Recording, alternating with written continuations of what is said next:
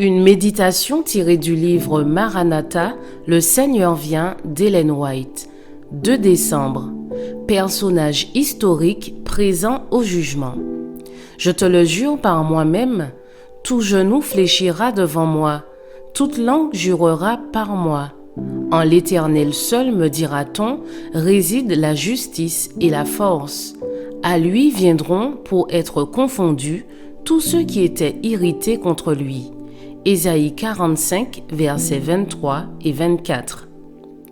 Au milieu de la foule des rachetés se trouvent les apôtres de Christ, l'héroïque Paul, l'ardent Pierre, Jean le disciple aimant et bien-aimé, ainsi que leurs frères convertis et la grande armée des martyrs.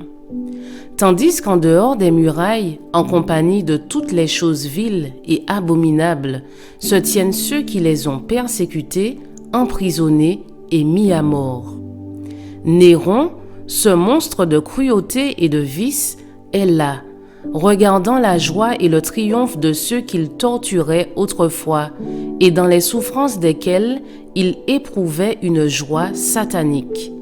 Sa mère est là, pour être témoin du résultat de son propre ouvrage, pour voir comment le funeste caractère qu'elle transmit à son fils, comment les passions encouragées et développées par son influence et son exemple ont produit pour fruit des crimes dans le monde frissonnent d'horreur. Là se trouvait l'orgueilleux et ambitieux Napoléon, dont l'approche faisait trembler les royaumes.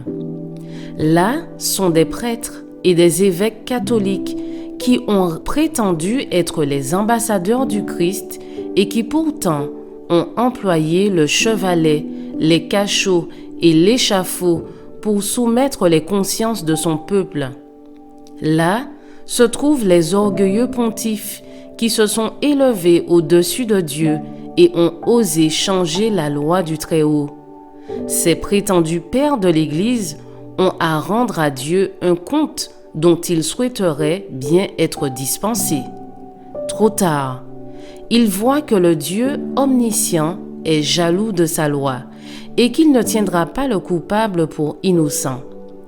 Ils apprennent en ce moment que Christ identifie ses intérêts avec ceux de son peuple souffrant et ils sentent la force de ses paroles.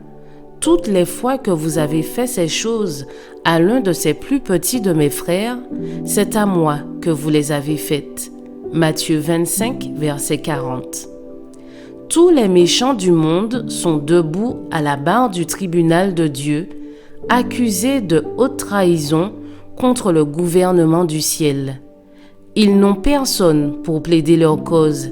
Ils sont sans excuse et la sentence de la mort éternelle est prononcée contre eux.